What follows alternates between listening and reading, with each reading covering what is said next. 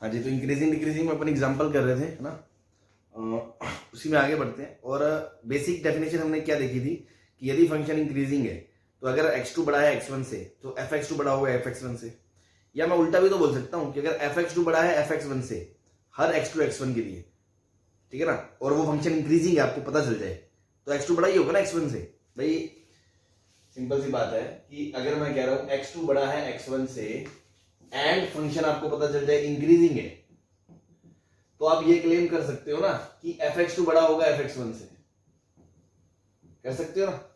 और यही बात अगर मैं बोलूं कि अगर आपको ये पता है कि fx2 बड़ा है fx1 से एंड फंक्शन इंक्रीजिंग है, आपको ये पता है, तो आप ये भी तो क्लेम कर सकते हो कि पक्की बात है x2 बड़ा रहा होगा x1 से। है जी,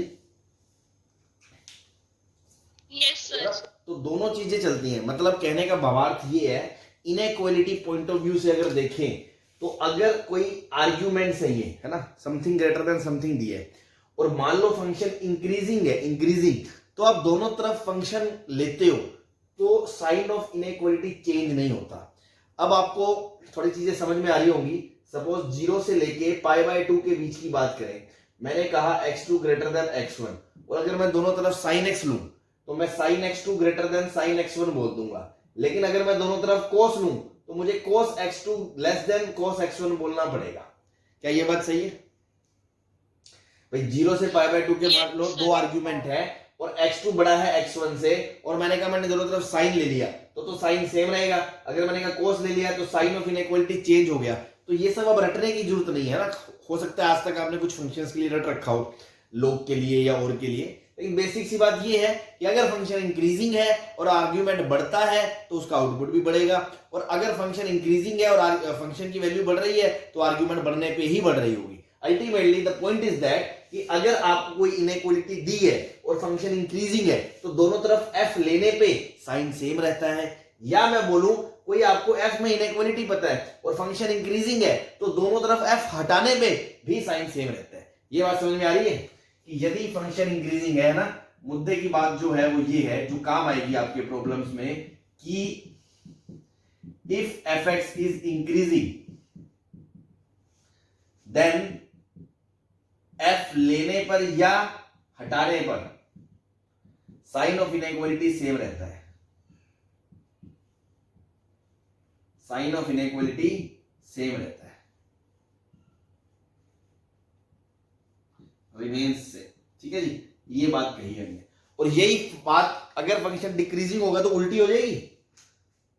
भाई अगर मान लो x2 बड़ा है x1 से और मैं बोलूं फंक्शन क्या है, डिक्रीजिंग है, तो आप ये बोल सकते हो कि पक्की बात है कि fx2 जो है वो छोटा होगा fx1 से। या अगर आपको पता हो fx2 है बड़ा fx1 से और आपको पता है फंक्शन डिक्रीजिंग है, तो आप बोल दोगे कि x2 छोटा होगा x1 से। ठीक है जी, तो वही बात, मुद्दे की बात है कि अगर फंक्शन इंक्रीजिंग है तो f लेने पर या हटाने पर साइन ऑफ इनइक्वालिटी सेम रहता है, but if f decreasing then sign of inequality gets changed. Sign of inequality gets changed. ठीक है ना, ये ध्यान रखना आपको बस कि दोनों तरफ f लेने पे या f हटाने पे साइन ऑफ इनइक्वालिटी सेम रहता है यदि फंक्शन इंक्रीजिंग है, और अगर डिक्रीजिंग है तो लेने या हटाने पे साइन ऑफ इनइक्वालिटी चेंज हो जाता है। कोई परेशानी है इसमें किसी को?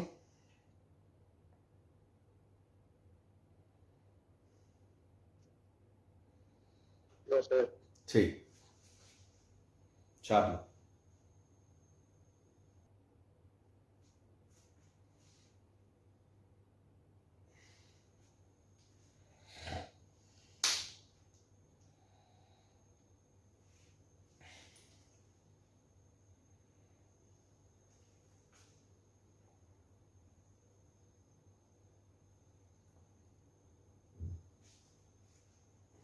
हो जाए तो बता देना।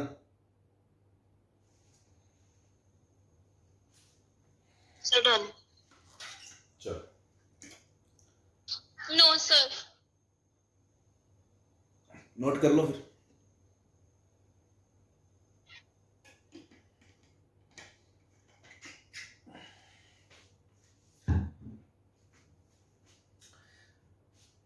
जो लोग लेट ज्वाइन हुए हैं उनको बता दूं, मुद्दे की बात ये है कि अगर ये है और अगर दोनों तरफ आप एफ लेते हो, फंक्शन इंक्रीजिंग है तो साइन सेम रहेगा, और अगर डिक्रीजिंग है तो साइन रिवर्स हो जाता है, और अगर एफ हटाते हो तो भी इंक्रीजिंग है तो साइन सेम रहेगा, डिक्रीजिंग है तो साइन रिवर्स हो जाएगा। मतलब ये याद रखने वाली बात कोई ऐसे नहीं है कि हमने ब्लंटली रट ली। तो सिंपल सी बात है, इंक्रीजिंग है तो आर्ग्यूमेंट बढ़ने में फंक्शन की वैल्यू बढ़ेगी, डिक्रीजिंग है तो आर्ग्यूमेंट बढ़ने में फंक्शन की वैल्यू घटेगी। तो इस चीज का यूज हम इनइक्वालिटीज में कर सकते हैं, ठीक है ना। ये तो बेसिक थ्योरी है उसकी, मोनोटोनिसिटी जो लेक्चर 1 में पढ़ी थी हमने।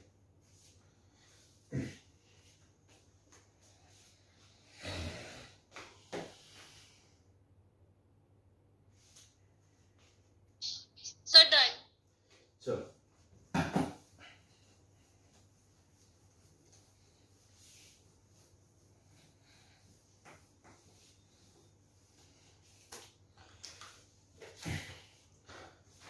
question is gx is given as twice of f of x by 2 plus f of 1 minus x.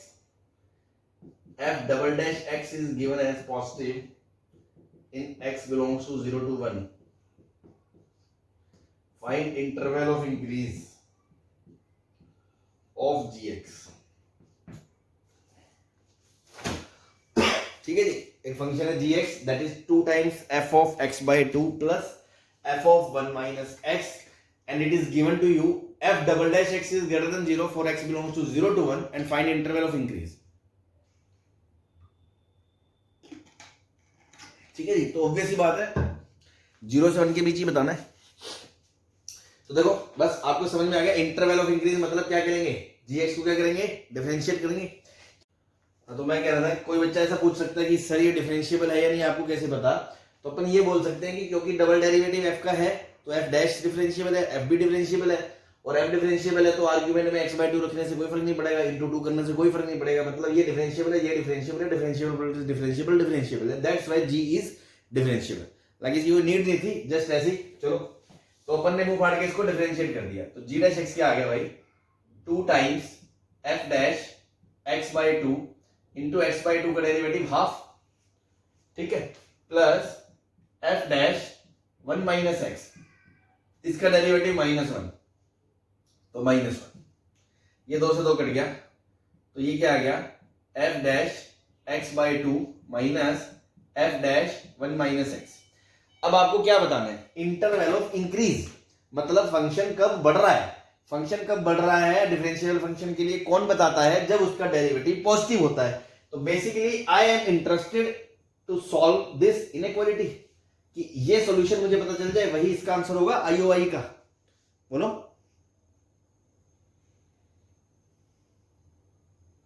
Yes sir. बस अब Yes, sir. अब सारा खेल किसका है, अब आपको बेसिक सी मतलब आपकी जो नॉलेज है सिंपल सी मोनोटोनिसिटी की जो मैंने अभी बात बताई थी इससे पहले, उसका यूज करना है। कि आपको ये दे रखा है कि ये इससे बड़ा कब है, वो x बताओ। तो दिक्कत क्या है, f तो दे नहीं रखा ना, f डैश पता है, तो मुझे ये हटाना है। तो लेकिन उसके लिए मैं ऐसे थोड़ी मुंह फाड़ के हटा दूंगा, तो मुझे दिमाग कहां खर्च करना पड़ेगा, यहां पे, कि मैं कहूंगा क्योंकि f डबल डैश x क्या है, पॉजिटिव है। f double dash x positive है, इसका क्या मतलब है, f डैश x इंक्रीजिंग है, f डैश x एक इंक्रीजिंग फंक्शन है। f डैश x एक इंक्रीजिंग फंक्शन है, इसकी वैल्यू इससे ज्यादा है, इसका मतलब ये आर्ग्यूमेंट भी इससे ज्यादा होगा कि नहीं होगा, क्योंकि f डैश x एक इंक्रीजिंग फंक्शन है। तो दोनों तरफ अगर मैं f डैश x हटा भी दूं तो इनइक्वालिटी का साइन सेम ही रहेगा। क्या ये बात समझ में आ गई आपको? Yes, sir. बस खत्म हो गया question. 2 minus 2x 3x greater than 2, x is greater then 2 by 3, बस आंसर क्या आ गया, x is greater than 2 by 3 to 1. This is the interval of increase. Clear है?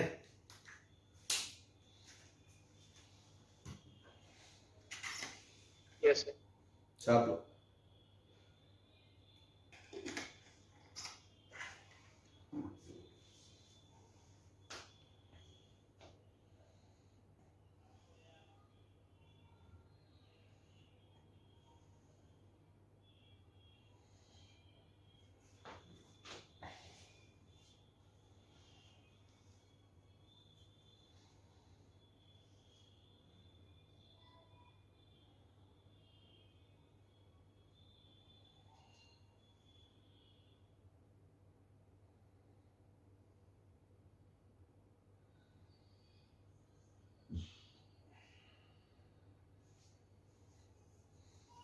मिटा दें?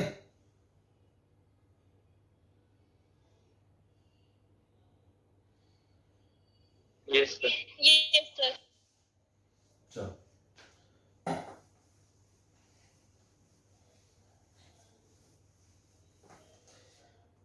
next question is gx is given as 2 times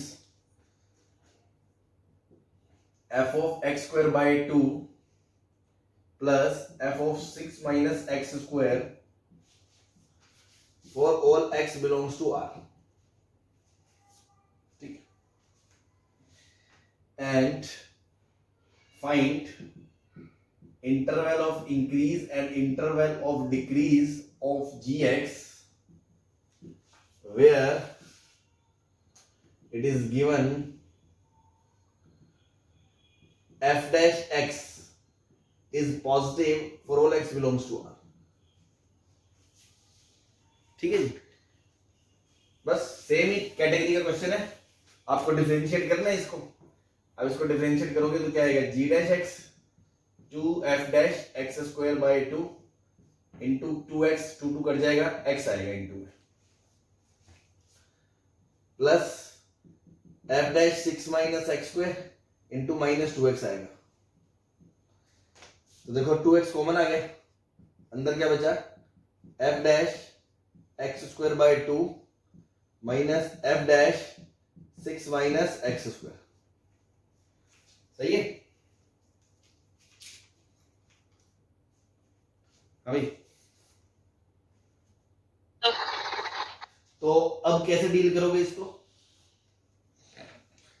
कि ultimately goal is कि आपको ये चीज बतानी है कि ये 0 से बड़ी कब है फॉर इंटरवल ऑफ इंक्रीज। तो r में से घटा दोगे तो इंटरवल ऑफ डिक्रीज आ जाएगा। तो इस इनइक्वालिटी को कैसे सॉल्व करोगे, क्योंकि सर f इंक्रीजिंग है क्योंकि f डैश x 0 से बड़ा है। वो तो ठीक है, चलो f डैश x आपका 0 से बड़ा है, इट मींस आपका fx इंक्रीजिंग है, आपका fx increasing sorry f dash x positive है ना, सॉरी एक सेकंड, f डबल डैश होगा यार वो, हाँ ये f डबल डैश है, f डैश x तो मतलब ही नहीं f डैश x पॉजिटिव है नहीं भाई, f double dash x positive है, it means f dash x increasing है, f डैश x इंक्रीजिंग है तो आप ये बता सकते हो चलो कि ये इससे बड़ा कब है। लेकिन मैं कह रहा हूं बाहर ये भी तो है लफड़ा, इसका एक क्रिटिकल पॉइंट थोड़ी मिल रहा है आपको। सर हम केसेस ले लेंगे, अगर x पॉजिटिव है हाँ जी, तो अंदर वाली हाँ, क्वांटिटी इस को तरह आपको डील होना करना पड़ेगा। तो आप बोलोगे केस 1 व्हेन x पॉजिटिव है, ठीक है ना, केस 1 जब x पॉजिटिव है उस टाइम पे ये पॉजिटिव है तो पूरे को पॉजिटिव होने के लिए इसको भी पॉजिटिव होना पड़ेगा।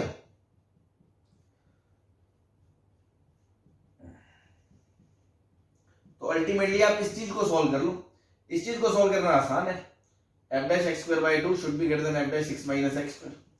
अब यहां से आपको पता है क्योंकि f डबल डैश क्या है, पॉजिटिव है, तो हमेशा ही पॉजिटिव है, तो f डैश x क्या है, इंक्रीजिंग है। f डैश x अगर इंक्रीजिंग फंक्शन है तो ये इससे बड़ा है, तो आप x हटा सकते हो, f हटा सकते हो मुंह फाड़ के, बस आ गया आपका x स्क्वायर कितना आ गया 12 माइनस 2x स्क्वायर। इसको इधर भेजोगे तो x square minus 4 greater than 0, तो x बिलोंग्स टू कहां से आ गया, माइनस इंफिनिटी से माइनस 2 यूनियन 2 से इंफिनिटी आ गया।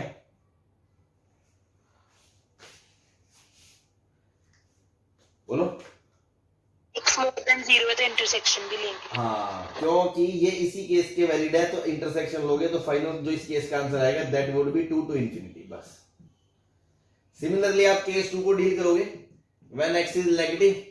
अब आप कॉमन सेंस से समझ जाओगे ये नेगेटिव है तो पॉजिटिव होने के लिए इसको भी नेगेटिव होना पड़ेगा, इसको भी नेगेटिव होना पड़ेगा। तो देखो मुझे पूरा सॉल्व करने की जरूरत नहीं है, आप थोड़ा स्मार्टली डील करो कि यहाँ पे साइन ही तो बदल रहा है, यहाँ पे साइन बदलेगा, यहाँ पे साइन बदलेगा, यहाँ पे साइन बदलेगा, यहाँ पे साइन बदलेगा। अल्टीमेटली सॉल्व करोगे तो लास्ट में x square minus 4 less than 0 आ जाएगा, तो x बिलोंग्स टू माइनस 2 से 2 आ जाएगा, और इसका इंटरसेक्शन लोगे तो x बिलोंग्स टू क्या आ जाएगा, माइनस 2 से 0। सही है?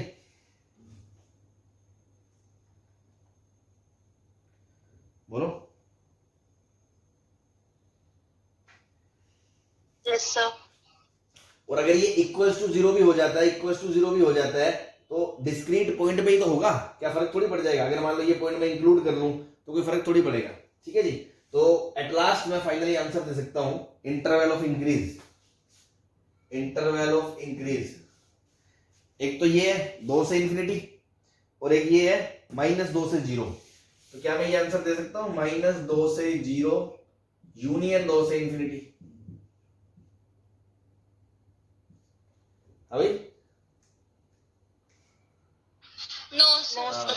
ठीक है, No, sir. अच्छी बात है, याद रखना एंड है। ठीक है, और इंटरवल ऑफ डिक्रीज हो जाएगा आपका -इंफिनिटी से -2 एंड 0 से 2। ये पॉइंट्स इंक्लूड कर सकते हो, ये मैंने बताया था, बिकॉज डिस्क्रीट पॉइंट पे अगर देखो 2 पे और -2 पे, इन दो पॉइंट पे अगर ये 0 होता भी है तो वो सिंगल पॉइंट पे 0 होगा उस टाइम पे g-x, तो क्या हो गया, वो स्ट्रिक्टली इंक्रीजिंग ही माना जाएगा, है ना।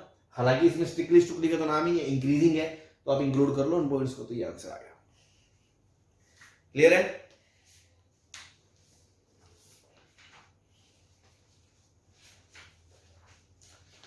हाँ भाई, क्लियर है ना सबको? जल्दी छाप लें फिर। Yes, sir.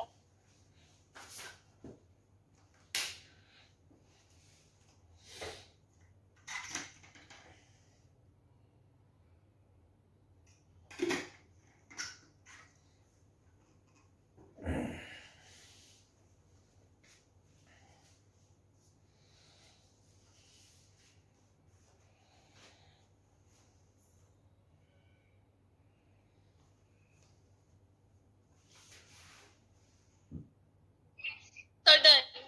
चलो,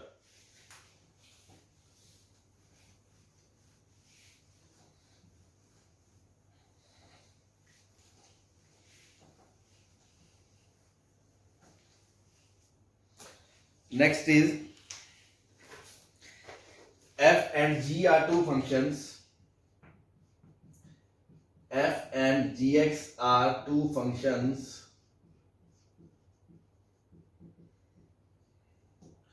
such that f dash x is greater than 0. Find interval of alpha for which f dash g of alpha square minus 2 alpha is greater than f, f of g of 3 alpha minus 4। ठीक है, तो simple सी बात है कि ये question आ गया कि इस इनइक्वालिटी को सॉल्व करो, तो वो अल्फा की रेंज बता दो, है ना, इंटरवल ऑफ अल्फा। फंक्शन के बारे में क्या इंफॉर्मेशन है, F dash X greater than 0 है and G dash X less than 0 है, ये लिख लेना ना, G dash X less than 0 है। इससे क्या पता चला कि फंक्शन एफ एक्स तो क्या इंक्रीजिंग है और जी क्या है, डिक्रीजिंग है। तो देखो जब दोनों तरफ एफ हटाएंगे तो आर्ग्यूमेंट सेम रहेगा क्योंकि इंक्रीजिंग है, तो G of alpha square minus 2 alpha greater than G of 3 alpha minus 4। Now G decreasing है, जी डिक्रीजिंग है, जब आर्ग्यूमेंट हटाओगे तो उल्टा हो जाएगा, तो alpha square minus 2 alpha less than 3 alpha minus 4। तो ये आ गया alpha square minus 5 alpha plus 4 less than 0, alpha minus 1 alpha minus 4 less than 0। वे भी कर्व लगाओगे 1 4 प्लस माइनस प्लस, तो आंसर आ गया अल्फा बिलोंग्स टू 1 to 4। ये आपका आंसर, ठीक है जी।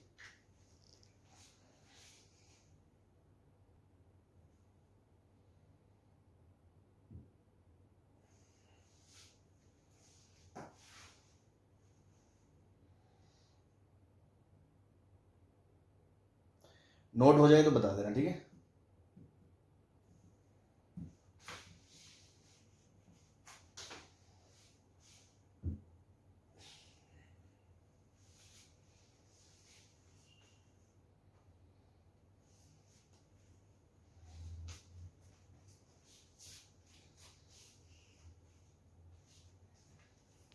Sir done.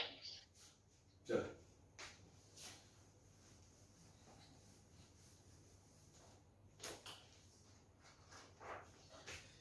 f is given as 0 to infinity to 0 to infinity is a differentiable function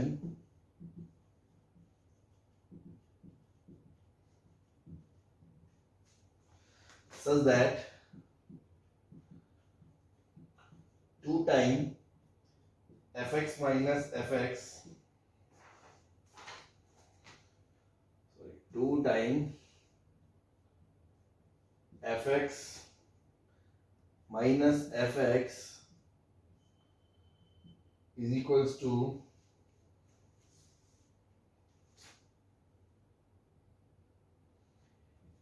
f square x for x greater than 0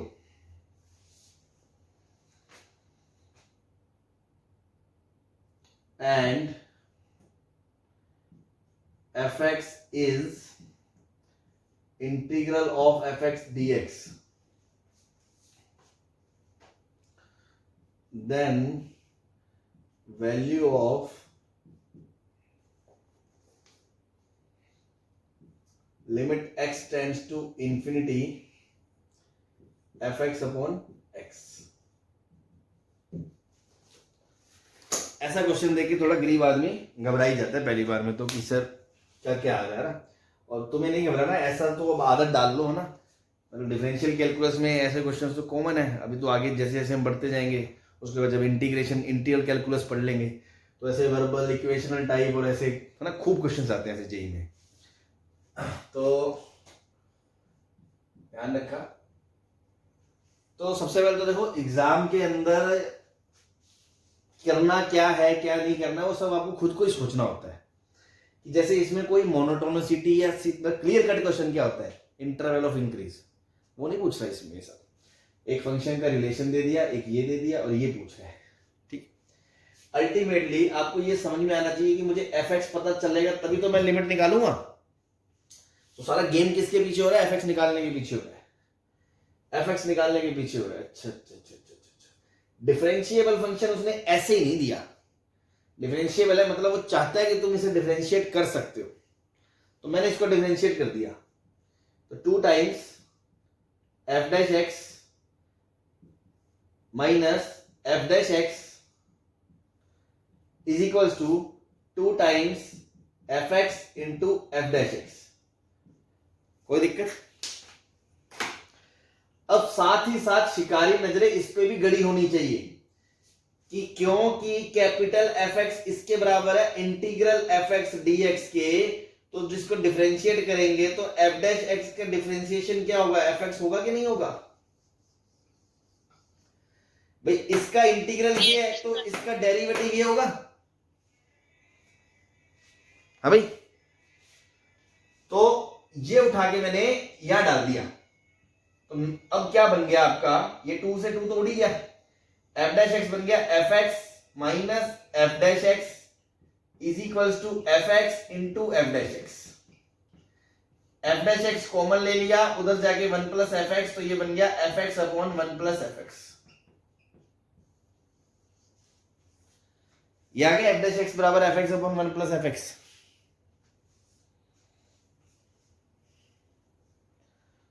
हाँ भाई, Yes, sir. Yes, sir. ठीक।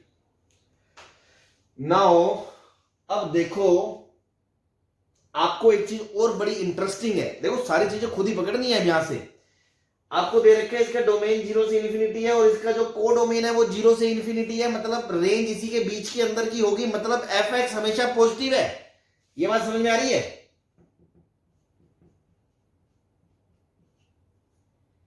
Yes, sir.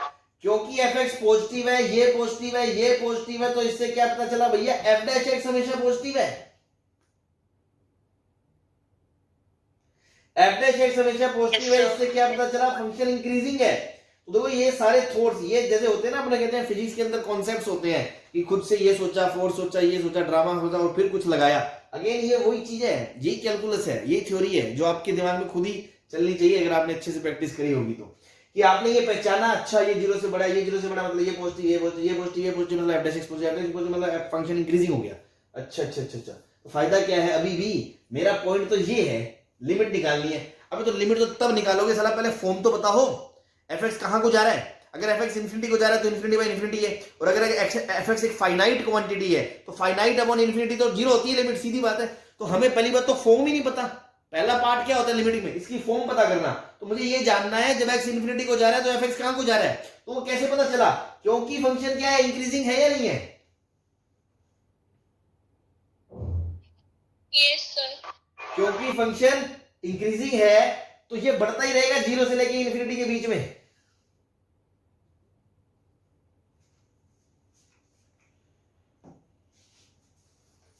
बोलो।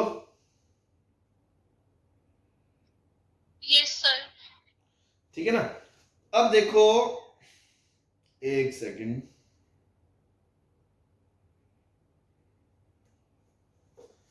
आप ऐसा मान लो क्वेश्चन के अंदर आपको एक चीज दी जानी चाहिए कि ये लिमिट क्या है, नॉन जीरो है, क्या है, नॉन जीरो, ठीक है ना।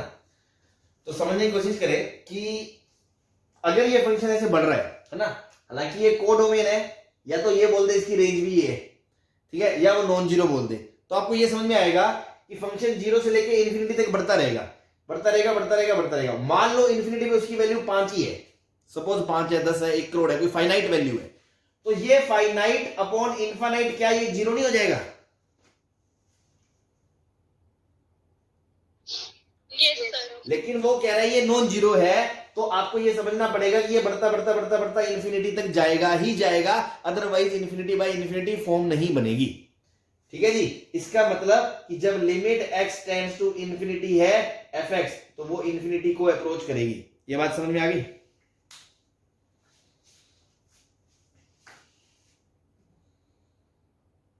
भाई Yes, sir. तो बस अब आपको पता चल गया इन्फिनिटी बाय इन्फिनिटी फॉर्म है, limit x tends to infinity F X upon X, infinity by infinity form है, तो LH लगा दो, LH डिफरेंशिएट कर दो, LH तो ऊपर बन गया f डैश x, नीचे बन गया 1, limit x tends to infinity, और f डैश x क्या है ये, तो ये बन गया F X upon 1 plus F X. अभी भी ये कौन सी फॉर्म है, इन्फिनिटी बाय इन्फिनिटी, तो इफेक्टिव ऊपर नीचे एफ एक्स से डिवाइड कर दो, तो ये बन गया 1 अपॉन एफ एक्स प्लस 1, और क्योंकि एफ एक्स इन्फिनिटी को जा रहा है तो ये जीरो को जा रहा है, तो लिमिट कितनी आ गई, 1 आ गई।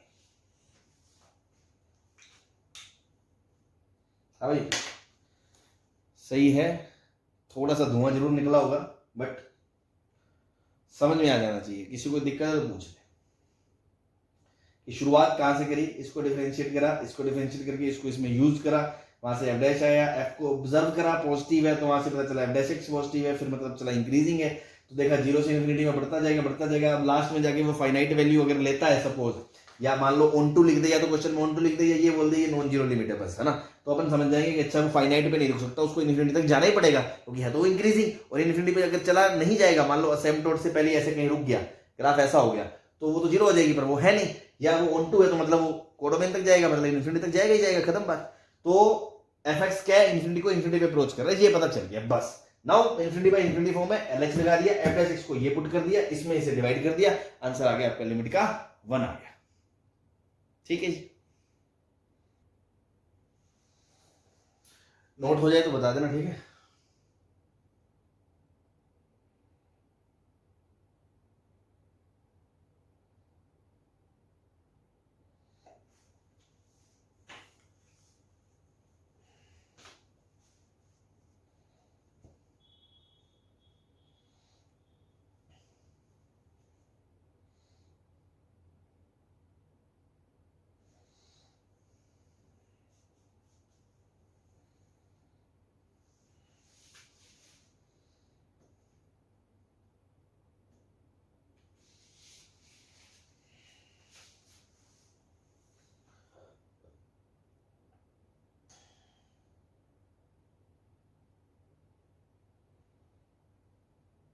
सर हो गया।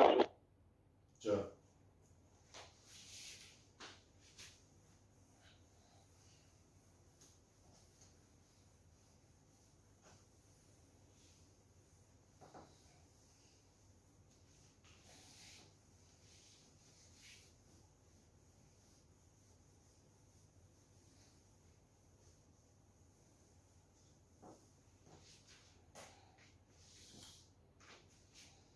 चलो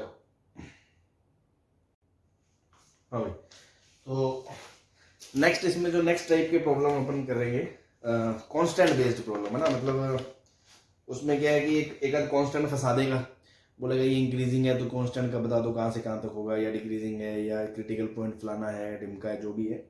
तो उसमें बेसिकली क्या है आपकी बेसिक उसमें एल्जेब्रा इन्वॉल्व हो जाएगी, है ना। आप डिफरेंशिएट करके कोई ना कोई इनइक्वालिटी बना दोगे, इनइक्वालिटी सॉल्विंग में ट्रिगो आ जाएगी, क्वाड्रेटिक आ जाएगी, तो क्वाड्रेटिक और ट्रिगो की मैनिपुलेशंस वगैरह आ सकती हैं उसके अंदर, है ना, जो आपने 11th में पढ़ी है।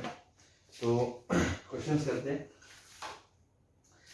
तो सेकंड में डाल सकते हैं अपन कांस्टेंट बेस्ड प्रॉब्लम्स, है ना। ये कुछ एज सच कोई अलग से कैटेगराइज्ड प्रॉब्लम्स नहीं होते, ये तो अपन ने बनाए हैं ताकि अपने दिमाग में अच्छे से रहे कि हाँ देखो मोनोटोनिसिटी में हमने ये पढ़ा था, ऐसे ऐसे टाइप के प्रॉब्लम्स करे थे, ठीक है ना। और कोई इसका जस्टिफिकेशन नहीं है कैटेगरी बनाने का। Question is y is equals to sin x minus a sin 2x minus 1 by 3 sin 3x plus 2ax, ठीक है जी। ये क्वेश्चन आ गया और वो बोल रहा है this function is increasing function, then find a।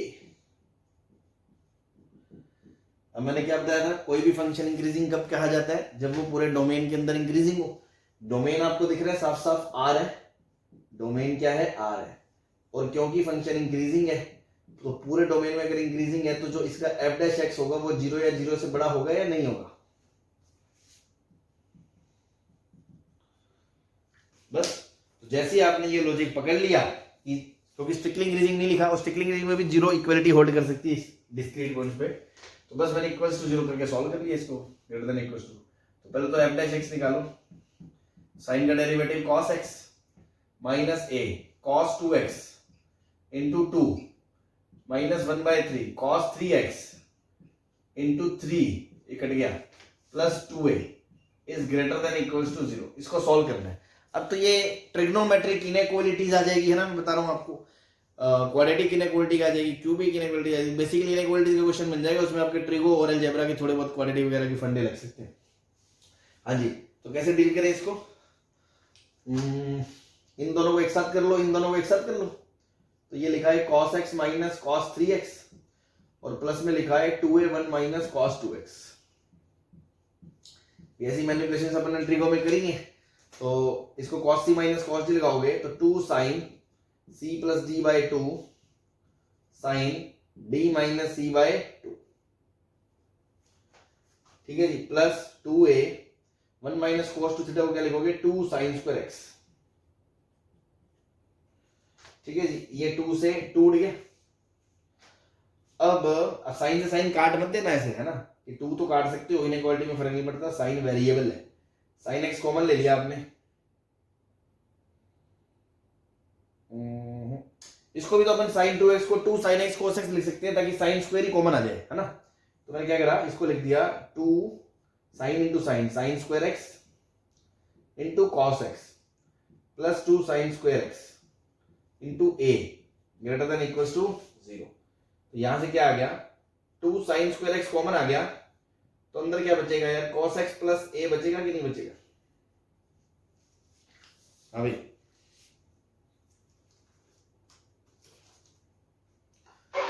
तो वो तो काट ही दिया, फिर 2 sin स्क्वायर x नहीं, ठीक है।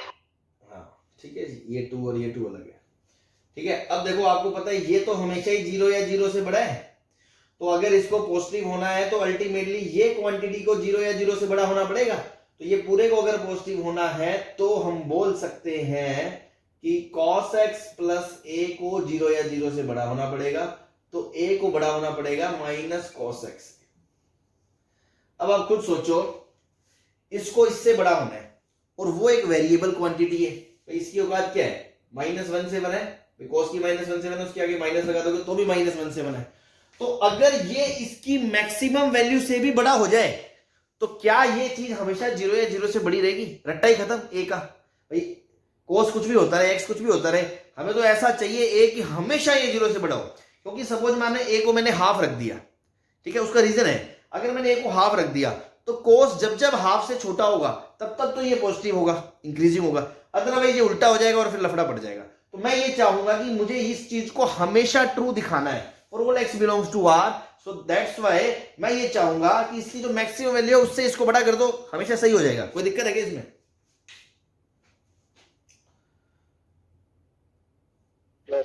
बस, तो मैक्सिमम वैल्यू क्या 1, इसलिए a क्या होना चाहिए, 1 या 1 से बड़ा होना चाहिए।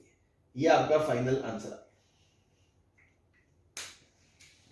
ठीक है।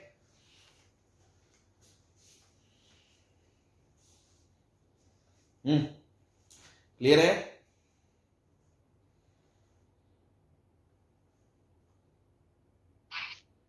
Yes, sir. चलो साहब,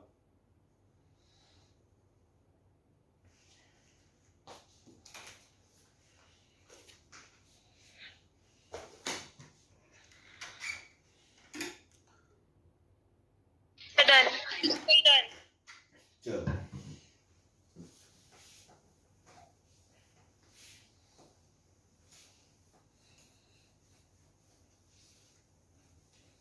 so question is a cos 2x minus sin x, a cos 2x minus sin x has exactly one critical point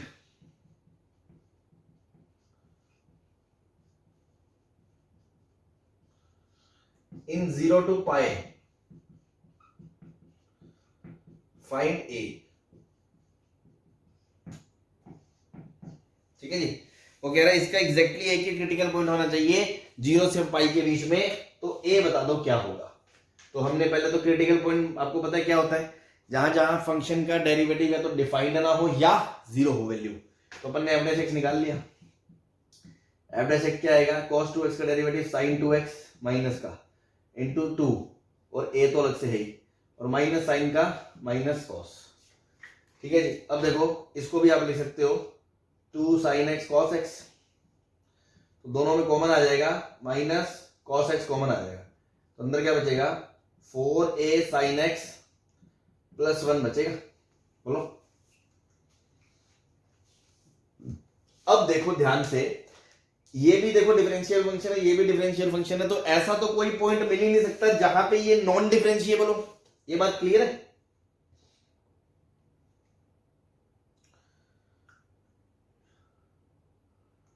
अरे बोलो यार। Yes, sir. तो ऐसा कोई पॉइंट तो मिल नहीं सकता कि जहां डिफरेंशिएबल नहीं है, तो बचा क्या क्रिटिकल पॉइंट, जहां पे डेरिवेटिव 0 होते हैं। तो एक बात बताओ, 0 से पाई की बात कर रहा है, 0 से पाई, 0 से पाई के बीच में ये कहीं 0 होता है, पाई बाय 2 पे होता है।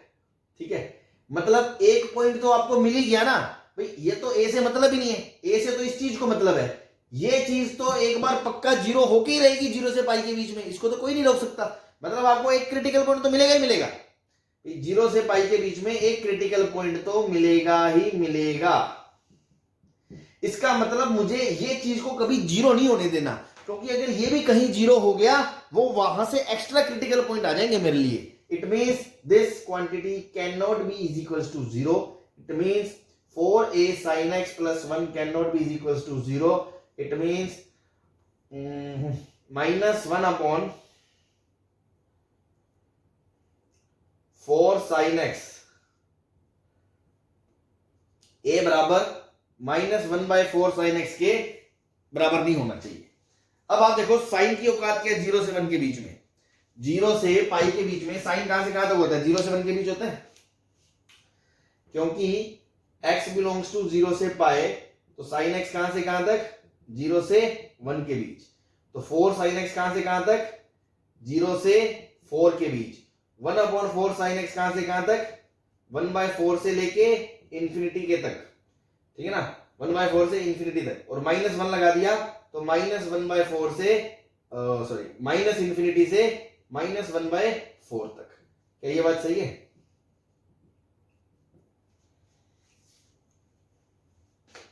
अगर x 0 से पाई है तो साइन यहां से यहां तक होगा, 4 sin x यहां से यहां तक होगा, 1/4 sin x यहां से होगा, माइनस 1/4 sin x यहां से यहां तक होगा। मतलब राइट साइड की जो औकात है वो है माइनस इंफिनिटी से -1/4। -1/4 पे इक्वलिटी है, और माइनस इन्फिनिटी पे ओपन है। तो ये इसके बराबर नहीं होना चाहिए, मतलब ए की वैल्यू -1/4 से बड़ी होनी चाहिए। बोलो।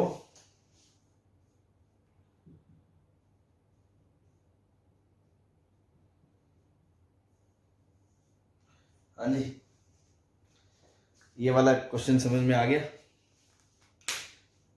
कि वो कह रहा है मुझे एक Yes, sir. क्रिटिकल पॉइंट चाहिए, तो मैंने डिफरेंशिएट करा। तो क्रिटिकल पॉइंट मतलब वो पॉइंट जहां डेरिवेटिव जीरो हो या नॉट डिफाइंड हो। तो इसमें नॉट डिफाइंड का तो कोई केस का लफड़ा ही नहीं है, तो डेरिवेटिव जीरो के पॉइंट एक ही चाहिए। तो एक तो मुझे दिख ही रहा है cos तो जीरो होगा, जीरो से पाई के बीच में मान लो 2 मिल जाते ना, तो हम बोलते हैं कुछ भी हो, भले कुछ भी हो, 2 तो आ ही रहे हैं, फिर कोई रोक ही नहीं सकता। लेकिन एक मिल रहा है और एक ही बोल रहा है एग्जैक्टली, मतलब यहां से कोई क्रिटिकल पॉइंट नहीं आना चाहिए। अब तुम समझो, ये जीरो नहीं होना चाहिए, ये नहीं होना चाहिए, ये नहीं होना चाहिए, यहां से अपन ने रेंज निकाल ली, मतलब ये इसके बड़ा होना चाहिए। इसका कारण क्या है? मान लो मैंने ए की वैल्यू -1/2 बोल दी, -1/2 -1/4 से छोटा है, तो ये -1/2 कभी तो होगा। अगर ये -1/2 होगा, माइनस माइनस कर गया, तो साइन की वैल्यू हाफ पॉसिबल है। साइन की वैल्यू हाफ पॉसिबल है, तो 0 से पाई के बीच में ये वैल्यू 0 हो सकती है दो जगह, π/6 और 5π/6।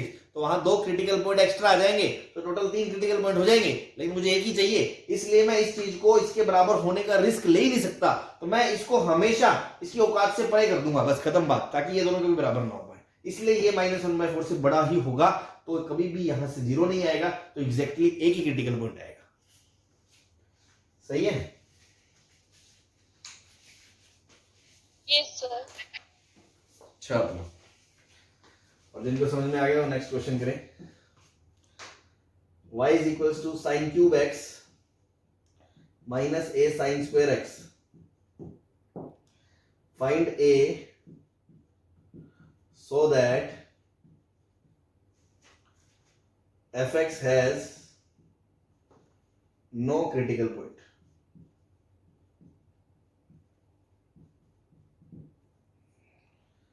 For all x belongs to π/6 to π/3.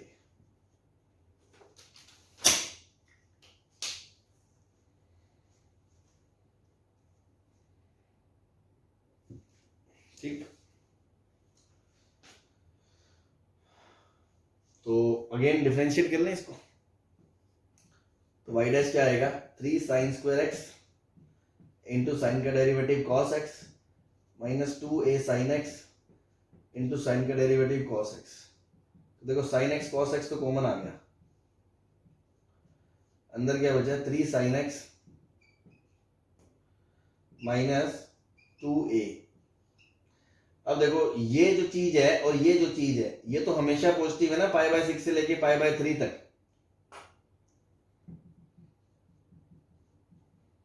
बोलो, 60 डिग्री 30 डिग्री से लेके 60 डिग्री तक तो ये हमेशा पॉजिटिव है ना दोनों।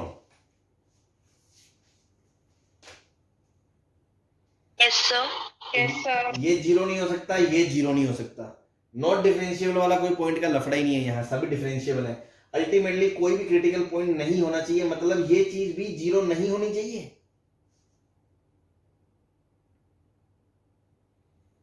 Yes, sir. बस इसको सॉल्व करना है अब आपको कि 3 sin x माइनस 2a 0 नहीं होना चाहिए। तो मतलब कि 3 sin x/2 a के बराबर नहीं होना चाहिए। तो a की रेंज क्या है? अब आप खुद सोचो, इसकी रेंज क्या है? sin x की रेंज।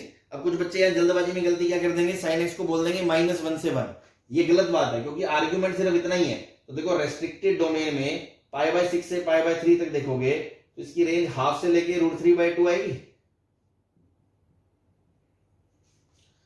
तो क्योंकि sin x की जो रेंज है वो हाफ से √3/2 है, और इसको 3/2 से गुना कर दोगे तो 3/2 sin x जो है वो 3/4 से लेके 3√3/4 तक की वैल्यू रखता है। इसका मतलब क्या हुआ कि ये इसके बराबर नहीं होना चाहिए, मतलब a या तो इससे छोटा हो जाए या इससे बड़ा हो जाए।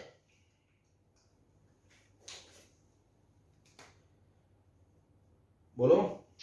Yes, sir. बस आ गया आंसर। ये सब values allowed values of a हैं, जिसके लिए वो कभी कोई क्रिटिकल पॉइंट नहीं देगा। अगर इसके बीच में आ गया तो यहां से क्रिटिकल पॉइंट आना शुरू हो जाएगा। ठीक है, तो पॉइंट ये है, ये मैं क्वेश्चन धीरे धीरे आपको क्यों करा रहा हूं, बिकॉज इसके बाद डिफरेंशिएट तो कोई भी कर लेगा, यहां से कोई जजमेंट लेने की मुझे करना क्या है आगे, वो कोई रट के थोड़ी आएगी, हर क्वेश्चन में अलग अलग चीज होगी, यहां से आपने ये डिसाइड करा, यहां से आपने ये डिसाइड करा, कहीं से आप कुछ, तो वो आपको समझ के चीजें चलोगे तभी तो इंप्लीमेंट खुद ही कर पाओगे कोई वेरिएबल क्वेश्चन में कि हाँ देखो ये नहीं होना चाहिए या ये होना चाहिए, तो क्या नहीं होना चाहिए क्या होना चाहिए वो तो पता चले, फिर तो कुछ सॉल्व करने लायक बनोगे, तो वो तो आप खुद ही मतलब जज करना पड़ेगा ना आपको उस टाइम पे। तो क्लियर है ना सबको ये सारे एग्जांपल्स? Yes, sir. चलो अच्छी बात है।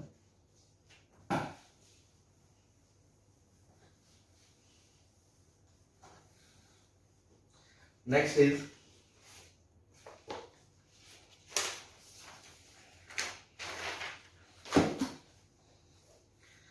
फाइंड ए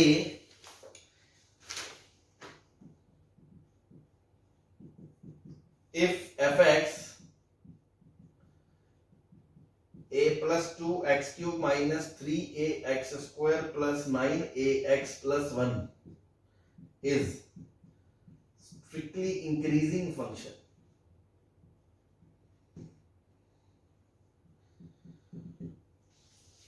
हाँ भाई, स्ट्रिक्टली इंक्रीजिंग मतलब इसका जो एफ डैश है वो 0 से बड़ा होना चाहिए।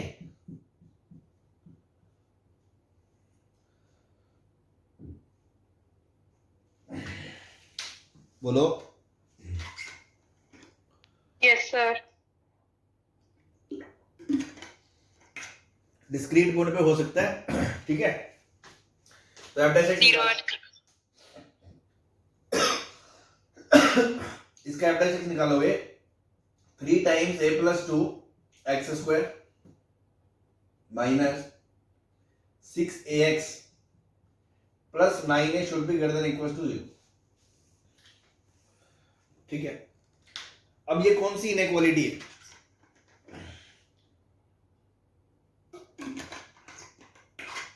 ऐसी इनइक्वालिटीज हमने क्वाड्रेटिक में चैप्टर में पढ़ी थी। तो ये चीज हमेशा 0 या 0 से बड़ी कब होगी? D less than 0 बस सिर्फ d less than 0, A greater than zero. a greater than 0 ना, or is it A plus 2 greater than a greater than 0 and a मतलब लीडिंग कोफिशिएंट है ना, leading coefficient should be greater than 0 and d less than 0 है ना। तो leading coefficient less than greater than 0 होगा मतलब a plus 2 greater than 0 and d मतलब 36a square minus 4 into 3 12 into a plus 2 into 9a should be less than 0। तो ये 12 से cut गया 3, ये 3 से कट गया 3, a square minus 3a square 6a minus 6a less than 0 minus 2a square minus 6a less than 0। Minus से multiply कर दिया तो साइन ऑफ इनइक्वालिटी चेंज हो गया, माइनस 2 से कर दिया तो a square plus 3a should be greater than 0। a common आ गया, a plus 3 should be greater than 0। यहां से क्रिटिकल पॉइंट आ गए माइनस 3 और 0, तो प्लस माइनस प्लस, तो a आ गया आपका माइनस इंफिनिटी से माइनस 3 यूनियन 0 से इंफिनिटी, और इधर से क्या आ गया a should be greater then minus 2। तो इनका जो इंटरसेक्शन आएगा क्या वो ये आएगा a बिलोंग्स टू माइनस 2 मतलब 0 से इंफिनिटी बस। सही है, इनका जो इंटरसेक्शन है वो 0 से इंफिनिटी आ जाएगा।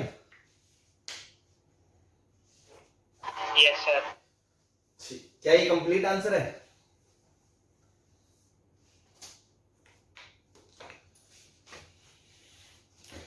हाँ जी, No, sir. फिर और क्या करना है इसमें? सर ये किसी डिस्क्रीट वैल्यूज पर 0 भी हो सकता है f dash x। नहीं वो तो चलो आप क्या करोगे, आप कहोगे कि चलो d इक्वल्स टू 0 हो जाएगा, है ना, इक्वल्स टू 0 हो जाएगा अगर, Yes, तो sir. पैराबोला एक ही पॉइंट पे इक्वलिटी लेगा भाई। अगर पैराबोला अगर ऐसा भी मानते हो आप, ऐसा इक्वल्स टू 0 वाला, तो यहाँ पे एक पॉइंट पे 0 हो रहा है, एक पॉइंट पे f डैश x 0 हो भी जाएगा तो कोई फर्क नहीं पड़ता। तो आप यहाँ ये लगा दोगे, यहाँ ये लगा दोगे, लगा दोगे, लगा दोगे, लगा दोगे, लगा दोगे, तो आपका ये आ जाएगा यहाँ। अब आपने इससे और इससे इंटरसेक्शन ले लिया तो भी तो आंसर तो यही आया, ये मान लो 0 पे क्लोज आ गया, तो चलो 0 पे क्लोज आ गया, चलो सही है, बहुत अच्छी बात।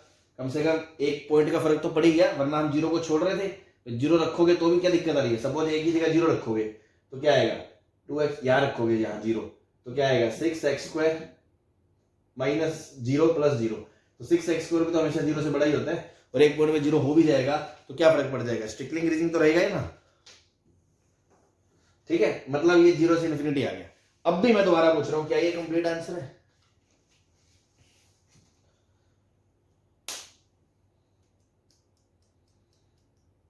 आपको याद है आप 11th क्लास में क्वाड्रेटिक चैप्टर में ऐसी इनइक्वालिटी सॉल्व करनी पढ़ते हो, याद है क्या?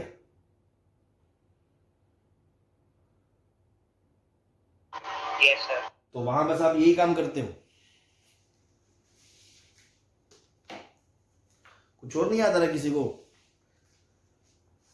तो देखो अगर नहीं याद आ रहा तो बहुत दुख की बात है ये, है ना, पढ़ना शुरू कर दे, है ना। 11th की चीजें बिल्कुल ही छोड़ रखी हैं, ऐसे नहीं होता भाई, ये तो रटा रहता है सबको, उस टाइम पे भी पढ़ाया जाता है। दोबारा सुन लो, ये कहीं नहीं लिखा जाता कि ये क्वाड्रेटिक है।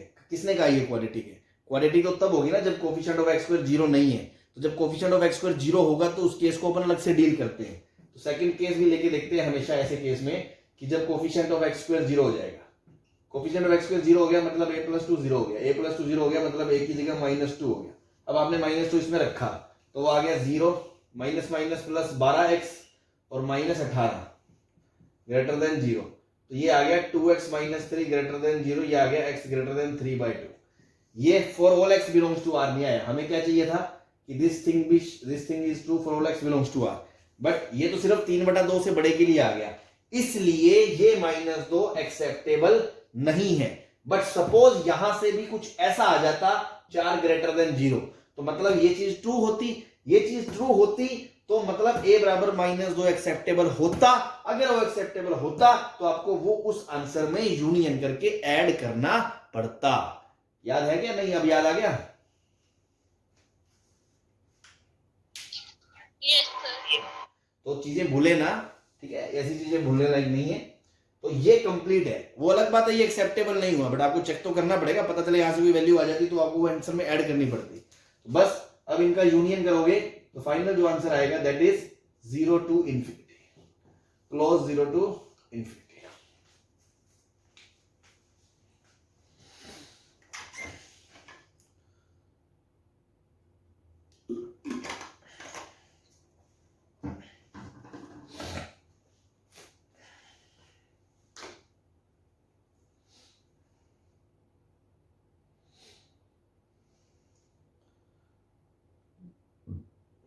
बता दें?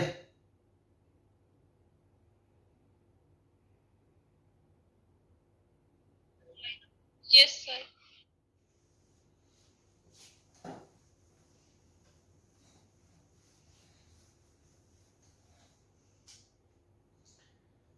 y बराबर x³ plus ax² plus bx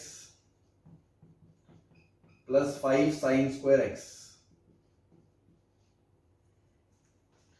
sorry sin 2x, ठीक,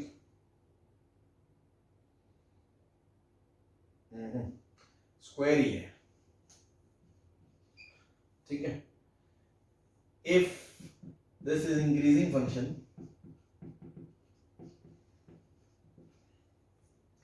then find coefficient of x²।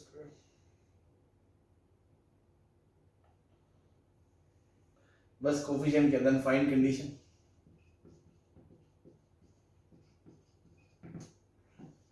ठीक है, ये आपका इंक्रीजिंग फंक्शन होना चाहिए।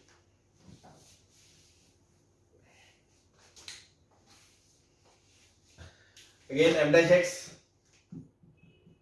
3x² plus 2ax plus b plus sine square का डेरिवेटिव साइन 2x होता है ना। अब आराम से ध्यान दे सकते हो, साइन स्क्वायर x का डिफरेंशिएट करोगे तो क्या आएगा 2 इंटू साइन इंटू कॉस, तो ये क्या बन गया साइन 2x, तो बन गया sine 2x। This thing should be greater than equals to 0।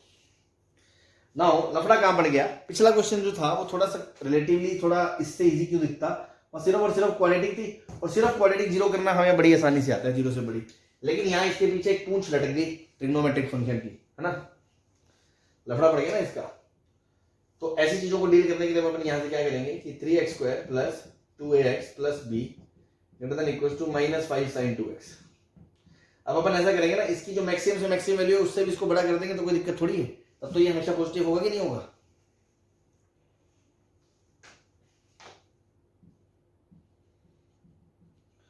इसकी रेंज -5 से 5 है या नहीं है, तो इसकी अगर मैक्सिमम वैल्यू 5 से भी इसको बड़ा कर दें तब तो कोई लफड़ा नहीं है।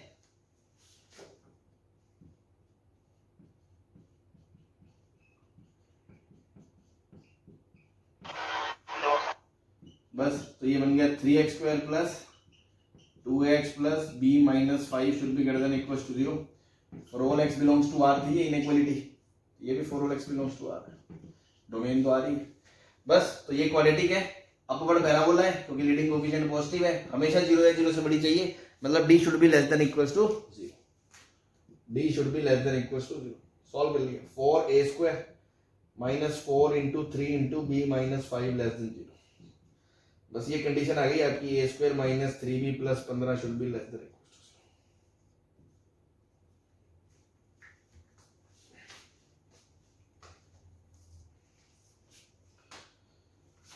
सही है। Yes sir. बस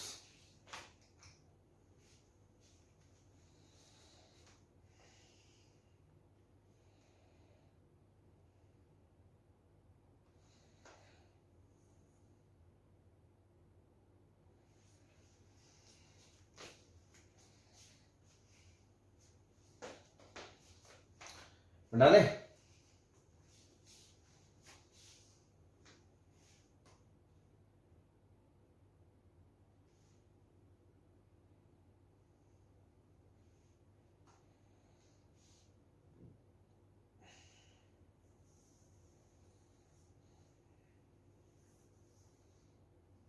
यस सर।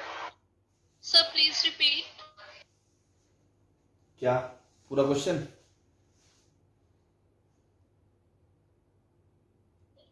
Sir, वो maximum value क्यों put की है? इससे पहले भी तो क्वेश्चन करे थे अभी मैंने, जो 2-4 उसमें भी तो यही बात करी थी हमने कि भाई a प्लस साइन x हमेशा 0 से बड़ा होना चाहिए, तो a माइनस साइन x से हमेशा बड़ा होना चाहिए। तो हमेशा बड़ा कब होगा, जो इसकी मैक्सिमम वैल्यू है उससे भी अगर ये बड़ा हो जाए तो ये इससे हमेशा बड़ा ही नहीं होगा।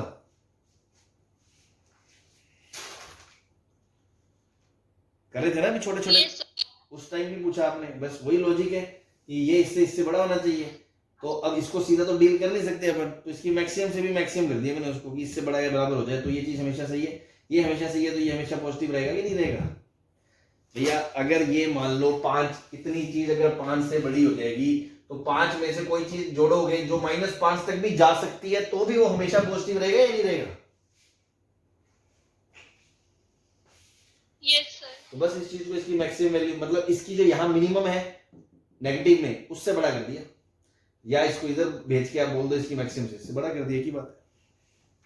तो मैं इतनी देर से यही तो समझा रहा हूँ, आपको समझ में आ रहा है उस टाइम से तो पूछ नहीं रहे कि वही चीज मैं कह रहा हूँ बेटा कि जो लॉजिक है डिफरेंशिएशन करना सबको आता है, सबको पता है f' x पॉजिटिव है, बट यहां से इस स्टेप पे कंक्लूड करना, कंक्लूजन ये आपके दिमाग की खेल होगा। तो जब मैं खुद जो मैं कर रहा हूं, जिस टाइम मैं सोच रहा हूं कि मैं देखो मैं ऐसा सोच रहा हूं इसलिए मैंने ऐसा किया, तो आपको वो चीज समझ में आनी चाहिए। नहीं आई आप तुरंत पूछ लिया करो, कोई दिक्कत नहीं है। इसीलिए मैंने पहले छोटे छोटे क्वेश्चन कराए थे जिनमें ये इससे बड़ा, ये इससे छोटा, इस तरह की चीजें करी थी, है ना। तो उसी लॉजिक से ये इससे मैक्सिमम वैल्यू से बड़ा कर दिया, तो यहाँ आ गए, यहाँ आ गए, मतलब this should be always true, this is always true when d is less than equals to 0। Clear है? Yes, sir. बता दे। Yes, sir.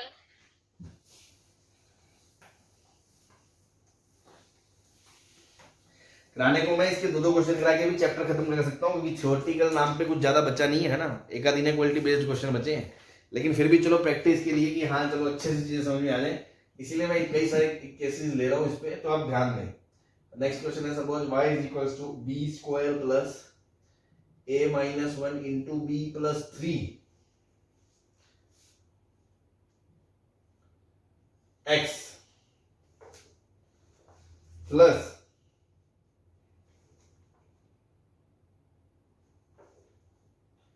b प्लस 2 है 2 इंटीग्रल ऑफ साइन की पावर 4x प्लस कॉस की power 4x dx is increasing function for all x belongs to R and b belongs to R. Find a. b belongs to R. Find a. तो again ये function y है तो इसका y dash निकाल लो। तो देखो ये पूरी चीज तो कांस्टेंट है, इसको छोड़ो, x खत्म। तो b square plus a minus 1 into B plus 2 आएगा। इंटीग्रल का डिफरेंशिएट करोगे तो यही आ जाएगा वापस।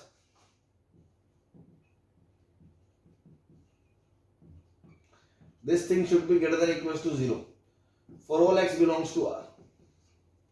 अब एक बात बताओ, इस चीज को x से हमेशा 0 या 0 से बड़ा होना चाहिए, तो इसका मतलब ये जो चीज है और ये जो चीज है, ठीक है, जैसे क्या बोलते हैं, साइन की पावर 4 प्लस कॉस की पावर 4 की रेंज क्या होती है? जैसे मैं इसको इधर भेज दूं, माइनस ऑफ साइन की पावर 4 प्लस कॉस की पावर 4, और ये है आपका B square plus a minus 1 into B plus 2। ठीक, अब देखो इसको आपको याद है ना, इसको ऐसे लिख सकते हैं 1 minus 2 sine square x cos square x. तो इसको लिख सकते हैं 1 माइनस साइन 2x का स्क्वायर बाय 2, ये लिख सकते हैं इसको। अब आपको पता है कि x तो खुला है, x खुला है तो sin x खुला है, sin x का -1 से 1 है, तो उसका जो स्क्वायर है ये 0 से 1 है, 0 से 1 है, उसको 2 से डिवाइड कर दिया तो वो 0 से हाफ आ गया, उसको माइनस से गुना कर दिया तो माइनस हाफ से 0 हो गया, उसमें 1 जोड़ दिया तो हाफ से 1 हो गया कि नहीं हो गया? Yes sir. ठीक है ना। बस तो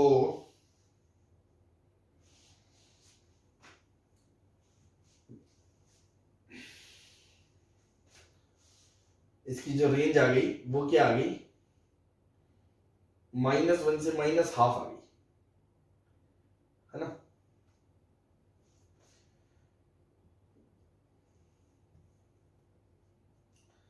-1 से मतलब यहां जो भी है -1/2 से 0, उसमें 1 जोड़ दिया, हाफ से 1, उसके आगे माइनस है तो वो आ गई -1 से -1/2।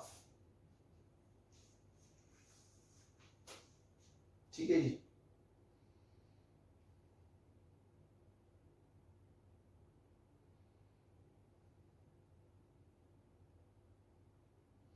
तो इसकी जो मैक्सिमम वैल्यू है -1/2, उससे बड़ा कर दूंगा उसको, तो क्योंकि अगर इसकी मैक्सिमम वैल्यू से ये बड़ा रहेगा तो ये चीज इससे हमेशा बड़ी रहेगी, ये चीज इससे हमेशा बड़ी रहेगी, और इसकी मैक्सिमम से ये इससे बड़ा होगा तो ये इसमें से घटे चाहे जुड़े कुछ भी हो, ये हमेशा पॉजिटिव रहेगा। ये बात समझ में आती है? Yes sir. बस तो हमने क्या करा, B square plus a minus 1 into B plus 2 should be greater than maximum value, और उसकी मैक्सिमम कितनी है, -1 नहीं -1/2,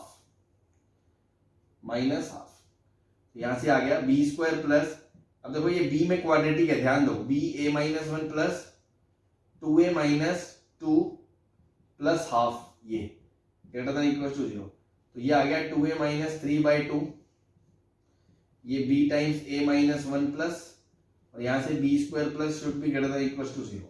अब देखो b में क्वाड्रेटिक है और क्वेश्चन में ये भी दिया है कि b भी बिलोंग्स टू r है, so this is true for all b belongs to r। ये भी सही है।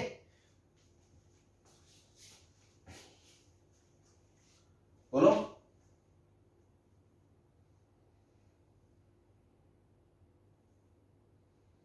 हाँ भाई,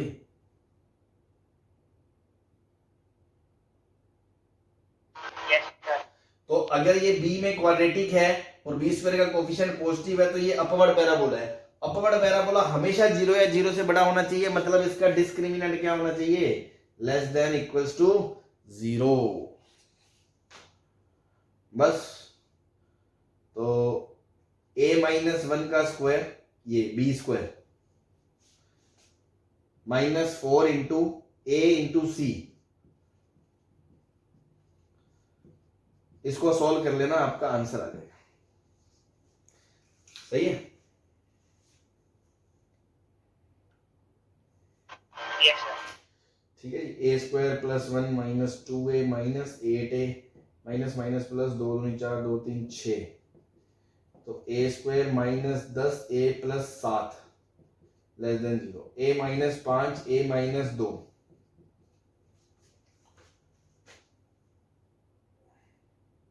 नहीं चलो जो भी है फैक्टर नहीं हो रहे, सीधी दरजारे से निकाल लेना, सॉल्व कर लेना, छोटे रूट से बड़ा रूट इसका आंसर आ जाएगा। क्लियर है सबको?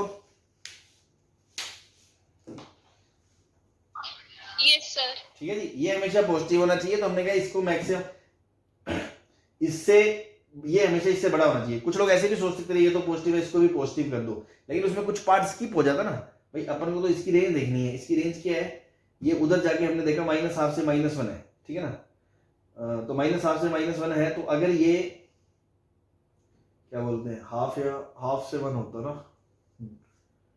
तो बस उसकी जो मैक्सिमम वैल्यू उधर जाके उससे बड़ा हमने इसको कर दिया, उससे बड़ा कर दिया तो उसको सॉल्व कर लिया, फिर b बिलोंग्स टू r था, फिर उसमें क्वाड्रेटिक आ गई, फिर a इसका डिस्क्रिमिनेंट लेस देन 0 होना चाहिए, इसको सॉल्व कर लोगे तो आपका आंसर आ जाएगा। हाँ जी ठीक है, यस सर। चलो ठीक है, फिर बाकी बातें कल करेंगे, टाइम हो गया, इस पे और एग्जांपल जो कराने हैं मुझे कल कंटिन्यू करते हैं। ठीक है जी, ओके।